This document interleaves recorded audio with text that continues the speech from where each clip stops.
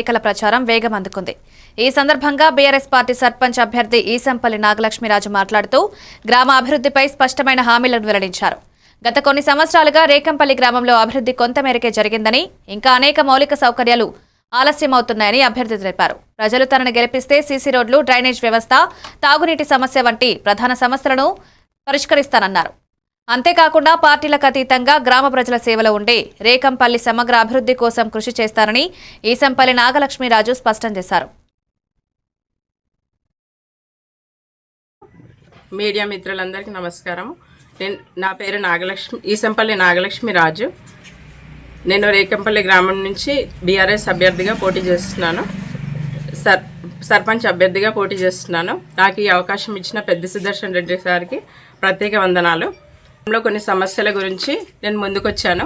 వాటిని చేయాలనే ఉద్దేశంతో ముందుకొచ్చాను.